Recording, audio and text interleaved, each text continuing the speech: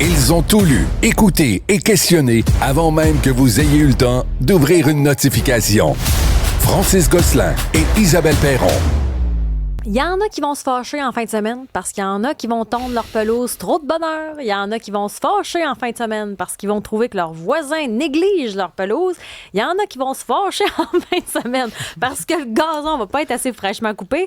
Francis, t'es où, toi? À Saint-Lambert, c'est interdit le dimanche. Hein? Tu savais que les appareils motorisés ne sont pas permis. Le dimanche, le bruit, tu t'imagines? Saint-Lambert, il faut faire attention. C'est jour du Seigneur quiétude. Est-ce que vous avez des tondeuses électriques pour que ce soit moins bruyant? Moi, j'ai une tondeuse électrique, puis des fois, je la passe le dimanche, mais c'est parce que, tu sais, mes voisins, on se connaît. Fait que je me dis, tu sais, le son, ça doit pas rejoindre 42 maisons. Là.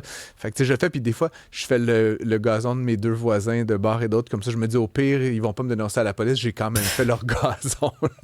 mais toi, t'as déjà reçu un avertissement, par contre. Je possède une grange à Saint-Marc-des-Carrières. Il va toujours me surprendre avec ces choses. Une vieille grange, là, pas isolée, là, une bâtisse, là, ça a l'air de rien. Dans le milieu d'un champ, derrière les maisons, c'est nulle part, c'est pas visible vraiment de la rue ou presque. T'as ça? J'entrepose des autos puis des bricoles. Bref, ça a coûté rien. Je possède une grange, OK, à Saint-Marc-des-Carrières. On s'entend qu'on est en territoire quasi agricole. Tu sais, c'est la campagne, puis c'est loin des grandes villes, puis c'est ce que j'aime d'ailleurs de ce coin du monde-là. Et j'ai reçu un avertissement de la municipalité parce que mon gazon était trop long. Mais tu sais, le gazon de Saint-Marc-des-Carrières, tu sais, je suis un gars occupé, dans ma liste de priorités, c'était pas au sommet. Puis là, c'est quoi la prochaine étape si tu le fais pas? Ben là, j'imagine une amende ou je ne sais trop quoi. Mais là, tu sais, y a-tu comme un inspecteur qui est venu mesurer la hauteur de mon gazon. Mais peut-être qu'il y a des voisins qui se sont plaints. Ben là, fait qu'avec mon oncle, de temps en temps, on amène le petit tracteur à gazon. Mon oncle, puis là, on fait... C'est long, là, un acre de terrain à défricher comme ça, avec même avec une tondeuse. Il y a comme cet enjeu-là. On entend les deux. Ceux qui disent, hey, c'est la propreté, on doit avoir un gazon, comme on dit par chez nous, spick and span. Puis il y en a d'autres qui disent, ben non, c'est pas bon pour l'environnement, laissons pousser ce qu'on veut sur le gazon. Et il y a même la troisième catégorie de ceux qui n'ont pas le temps puis qui décident de mettre d'autres choses, de mettre du gravier, d'enlever la pelouse. Ah ben oui. Il y en a qui l'ont fait. Je sais qu'Isabelle Maréchal, entre autres, c'est des parties de son gazon. Le gazon gazon était rendu tellement long que je pense que c'était rendu du foin, de mon affaire. Il faut changer la catégorie. Il y a Sherbrooke aussi qui veut assouplir les réglementations parce que souvent, c'est un règlement municipal aussi. On va en discuter de ça avec Robbie Hamel. Lui, c'est un spécialiste des pelouses et entrepreneur. Et vous pourrez également nous répondre. Est-ce qu'on le tond le gazon? On tond pas le gazon? 187 Cube Radio. 1-877-827-23-436. C'est vendredi pour tout le monde. Bon, le gazon, là, je comprends que vous autres, vous allez prêcher pour votre paroisse, mais est-ce que vous en faites beaucoup de la tonte de gazon? Est-ce que c'est vers là qu'on s'en va, la coupe très, très droite? Je sais qu'à Montréal, il faut que ce soit pas trop long. Chaque municipalité a sa réglementation. Qu'est-ce qu'on fait à l'aide? Je vous dirais, là, c'est un choix personnel, mais il va rester quand même un côté municipalité avec le loi, pas de dimanche, pas de telle heure à telle heure, c'est rendu un peu comme les stationnements, là. S'il pleut, on fait quoi quand il pleut? Est-ce qu'on a le droit de retourner notre pelouse? Chaque municipalité est différente.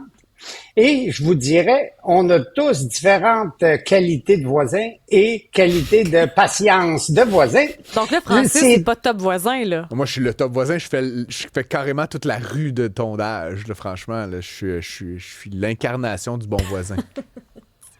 Vous savez, il y a des gens, vous allez tondre chez eux et ils vont appeler justement la municipalité pour dire qu'on fait du bruit. Ça, c'est pour vous remercier du service. Ouais, c'est ça.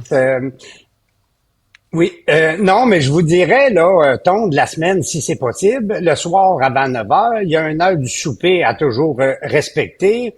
Les compagnies de tonte de pelouse qui vont passer chez vous vont passer, s'il pleut, comme cette année, ça pousse. Ouais. Ils vont passer un peu plus tard, ils vont passer dimanche, ils vont passer quand il pleut, ça va salir un petit peu plus. Ça va tout partir de semaine en semaine. Mais là, ce qu'on se dit, c'est pas bon pour l'environnement couper la pelouse. C'est pas bon, ça stresse la pelouse. Vous en pensez quoi de ça? Tout est un stress pour la pelouse. Si vous la fertilisez, c'est un stress. Si vous la coupez, c'est un stress. Si elle a trop d'eau, c'est un stress. Si elle manque d'eau, elle va tomber si elle est en chaleur trop élevée. elle va tomber en dormance. Alors, non, ça changerait pas grand-chose à la planète, je crois, mais tout ce qui est verdure va créer de l'oxygène. Tout ensemble, c'est un roulement. Moi, je vous dirais, pour ma part, je fais de la fertilisation, j'ai fait longtemps de la fertilisation de pelouse, et à s'ostiner avec les municipalités, Ouais. on finit qu'on n'a même plus le goût d'arroser la pelouse avec de l'engrais ou pas d'engrais. Ben, on le sait plus. C'est quoi, un là, cauchemar. qu'il faut faire? Parce que là, on se fait dire, ben là, les engrais pour les bébites, mais là, pas d'engrais parce que l'environnement, on Ben sait là, pas attends, trop. il y a deux choses. Là. Il y a les engrais là, pour aider là, les racines, puis la pousse, puis les pesticides. Oui. Là, ça, c'est quand même deux choses très différentes. L'engrais, on retrouve ça naturellement dans la terre. Les pesticides, c'est un petit peu, c'est peut-être un petit peu Ouais. plus polémique, on va se le En dire. Là.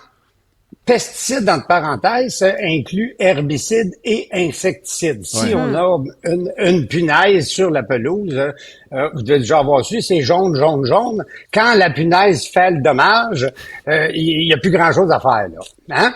Je cherche parce que j'ai toutes sortes de Bon, si choses vous êtes pour sur les Cube Télé, hannetons vous voyez, il y a européens.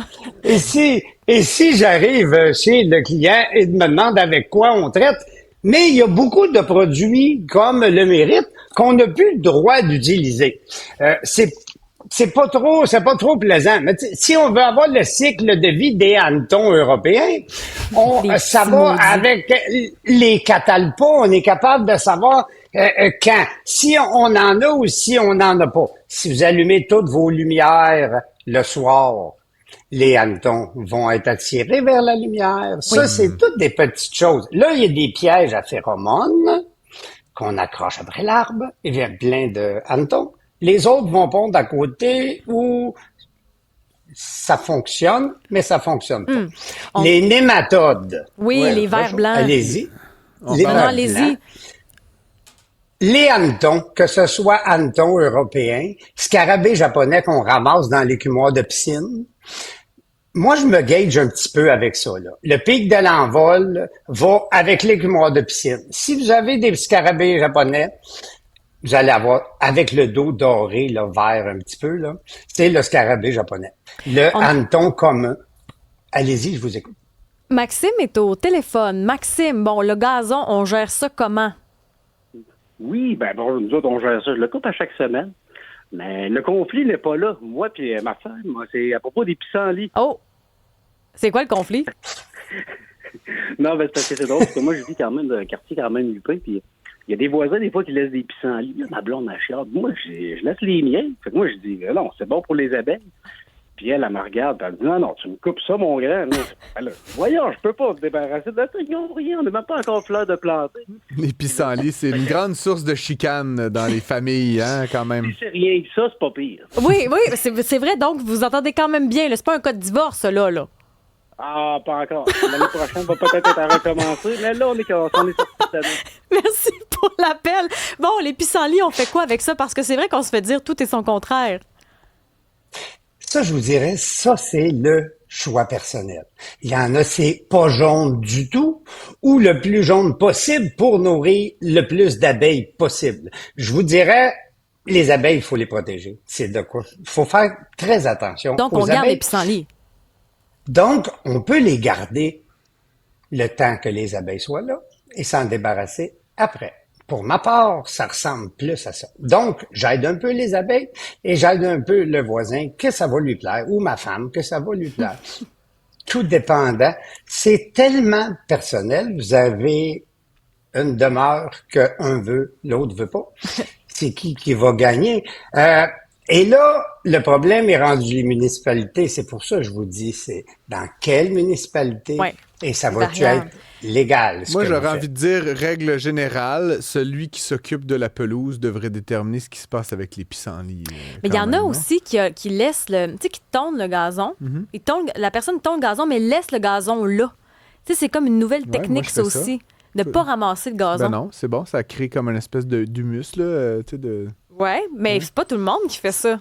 Si vous le ramassez et que vous le mettez dans Bruno, il va revenir en terre de compost. Alors, les deux sont bons.